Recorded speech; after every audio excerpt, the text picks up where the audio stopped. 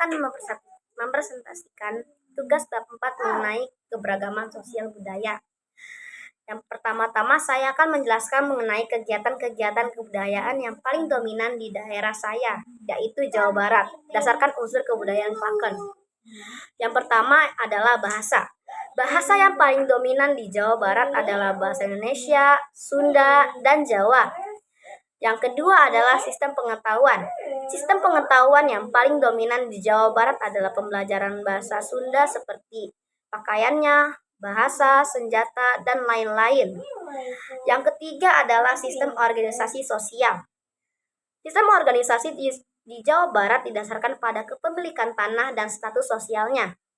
Dan sistem organisasi sosial yang paling dominan di Jawa Barat adalah organisasi paguyuban Pasundan. Yang keempat adalah sistem peralatan hidup dan teknologi.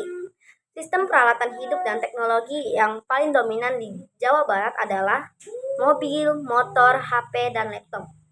Yang kelima adalah sistem ekonomi dan mata pencaharian hidup.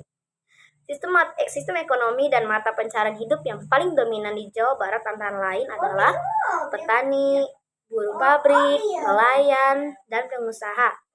Yang keenam adalah religi. Religi yang paling dominan di Jawa Barat adalah agama Islam.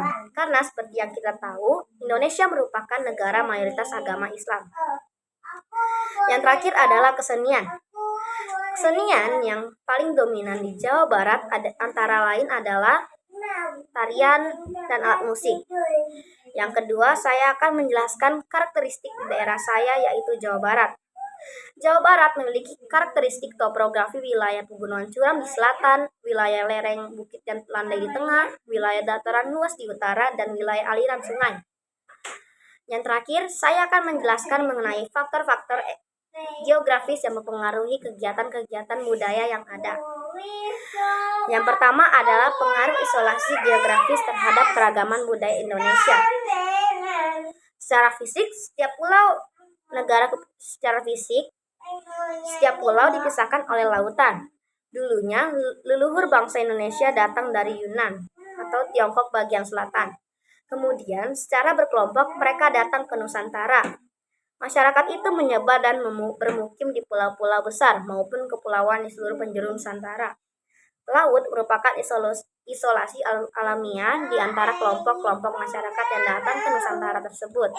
Hal itulah yang membuat setiap daerah itu memiliki karakteristik yang berbeda-beda. Yang kedua adalah pengaruh iklim terhadap keragaman budaya dalam sebuah ruang wilayah yang sempit. Perbedaan ketinggian tempat dapat menghasilkan perbedaan suhu yang signifikan. Perbedaan antara satu wilayah dengan wilayah lain inilah yang menyebabkan perbedaan pola perilaku masyarakat. Perbedaan ini mulai dari bahasa hingga ke sistem mata pencaharian hidup dan sistem ekonomi.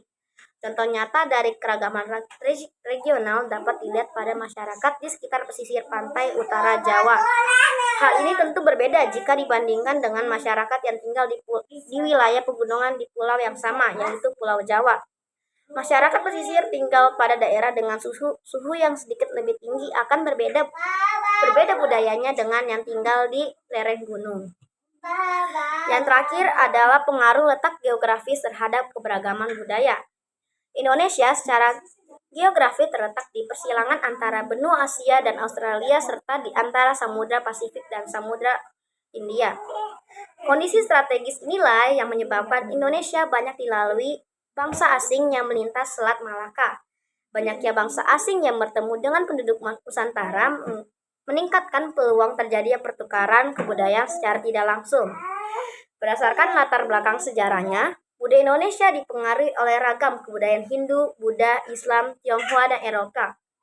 Interaksi antara warga asing dan penduduk asli pada masa lalu memberikan pengaruh besar terhadap kebudayaan.